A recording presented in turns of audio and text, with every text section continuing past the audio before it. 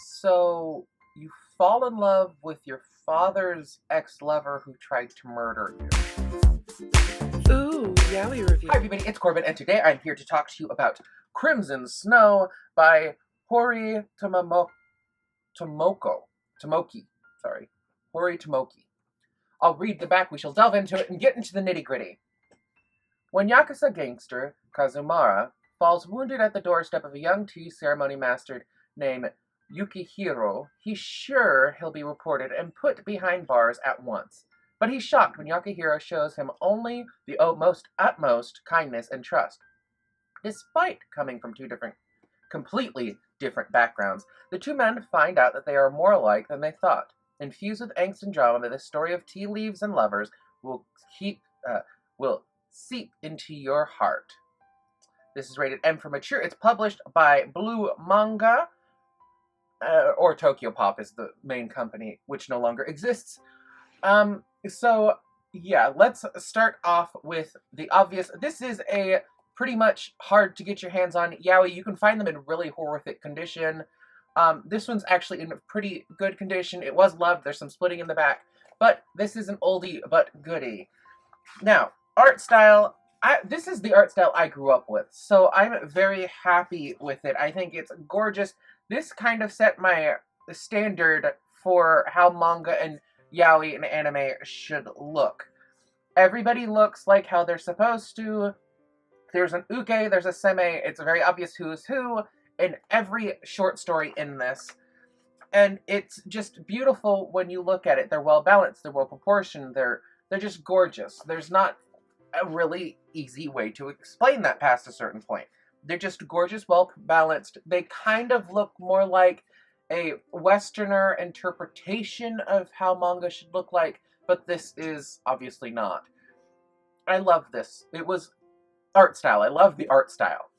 I mean, this is definitely my Pulitzer Prize winning art style standard for manga in general. Now, storyline wise, there are three stories, and then one afterwards for the first story. So, the first story is the title story, which is The Crimson Snow. That one is a little abrupt and disjointed at times. It does bounce from moment to moment at parts, and I do have to say that it was kind of like blah at some parts. It was a good story. It did leave me, when I read the ending of part 3 of the first story, wanting more, which was great.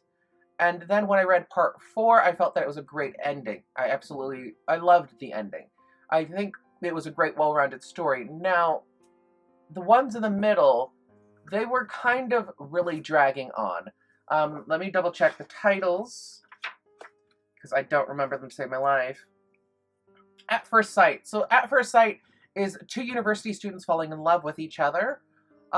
One breaks his glasses, and the other one has been his secret stalker for months, and he's also been the guy who's stalking him's stalker for months, and they madly fall in love and have sex on the first day they actually talk to each other. That is that one. It's very, I don't want to say disjointed. It makes sense. It flows well.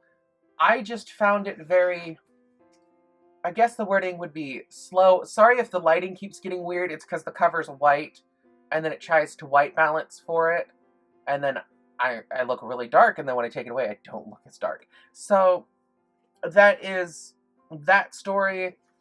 It's a weird one. Then the one after that, I have to double check its title. From what I remember of it, it's called Cry to the Sun. And I honestly do not remember what it's about, which sounds horrifically mean of me. No, that was not. Oh, yes. Yes. Was it? It was. Gosh, that tells you it was not good if I cannot remember even what it's about. So, yeah. It was not the best story. So, Cry of the Sun is the one that I keep wanting to say. So, Cry of the Sun must have been 2 parts. So, Cry of the Sun was about a son who's at his father's funeral, sees a man, faints, comes to, sees a photo album, sees the man in the photo album, has a complete mental breakdown, a therapist. He calls a therapist. The therapist puts him under so he can try to remember who the man is. Then the story gets weird from there.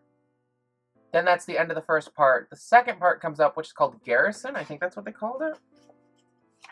Or no, what did they call it, the second part? Garrants is what they called it. It takes a weird turn. The friend was the father's lover, and he tried to murder his ex-lover's son, which is now the character who's in love with him. And then those two profess their undying love for each other and how they have always wanted to be together, kind of thing. And it's really in left field and makes very little sense. And it's kind of creepy. I mean, he knew the boy when the boy was born, all the way up until he tried to murder him when the boy was like maybe 10.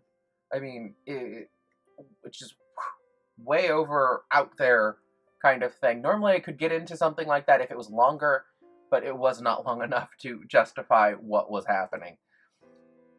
Then we hit the last part, which is the afterwards, which I really liked. Now, overall, if I had to rate each story individually, it would be 3 for the first one. The second one, I probably would give it a 3 also. The fourth one probably would be 1.5 to 2. Which, for me, means that this is definitely not one that you have to have. You could live without this. This was just a nostalgia kick for me. I had never read this before because I didn't own many yaoi when Blue was a real thing.